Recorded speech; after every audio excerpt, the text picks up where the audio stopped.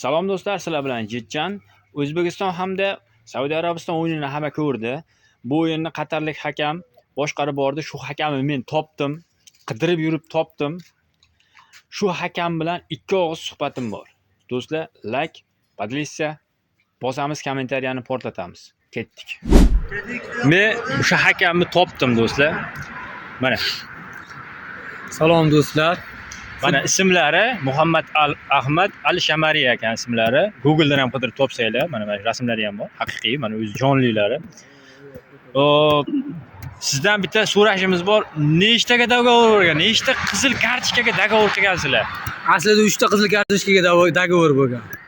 Ikkitasini berishga uspet qildingiz, baribir gol urib yutib ketdi. 2 ta kartochka berilgandan keyin O'zbekiston komandasi juda shiddat bilan o'ynab, kuchliligini isbotlagan uchun u yog'iga biz yo'l qo'ymadik qizil kartochkalar berishga. Lekin O'zbekistondan uzr so'raymiz.